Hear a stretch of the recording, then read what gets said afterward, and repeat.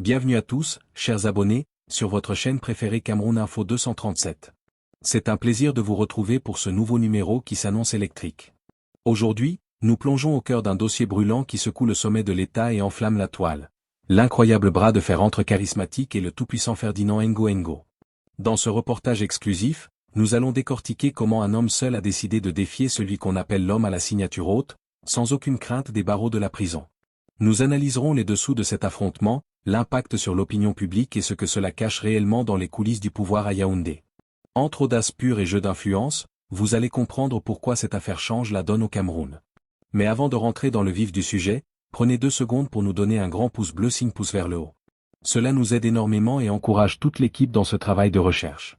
Et si ce n'est pas encore fait, abonnez-vous immédiatement et activez la cloche de notification pour rester scotché et ne rien rater de nos prochaines mises à jour. Vous êtes prêts? Alors, on commence tout de suite. Au Cameroun, s'attaquer aux figures de l'ombre du palais de l'Unité est souvent considéré comme un aller simple pour la prison centrale de Kondangui. Pourtant, un nom circule aujourd'hui sur toutes les lèvres, des quartiers populaires de Yaoundé au salon feutré de Douala, Charismatique.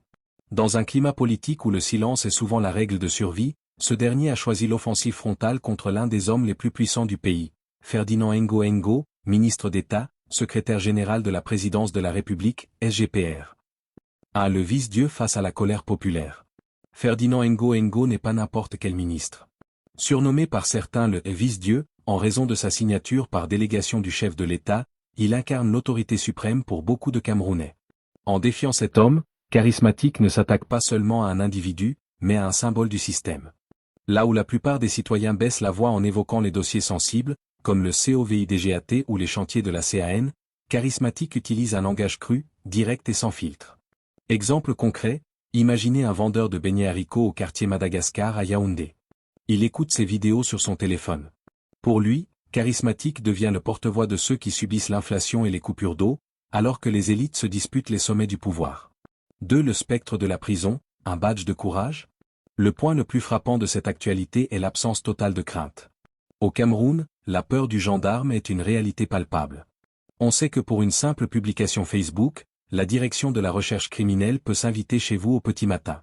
En déclarant haut et fort qu'il n'a pas peur de la prison, Charismatique brise un verrou psychologique. Pourquoi est-ce important? Parce que cela montre une évolution de la jeunesse camerounaise qui estime n'avoir plus rien à perdre. Le message envoyé, si la prison est le prix à payer pour dénoncer ce qu'il considère comme des injustices de la part du SGPR, il semble prêt à l'assumer. C'est une stratégie de martyr médiatique qui embarrasse le pouvoir, l'arrêter, c'est en faire un héros national. 3. Les dessous d'une lutte d'influence. Ce bras de fer ne sort pas de nulle part. Il s'inscrit dans un contexte de fin de règne où les clans se déchirent pour la succession au sommet de l'État. L'impact sur la vie actuelle. Pendant que ces titans s'affrontent, le Camerounais moyen voit le prix du litre d'essence grimper et les routes se dégrader. Le rôle des réseaux sociaux. Charismatique a compris que sa protection, c'est son audience. En rendant le conflit public et attractif, il se met sous la protection de l'opinion internationale et de la diaspora.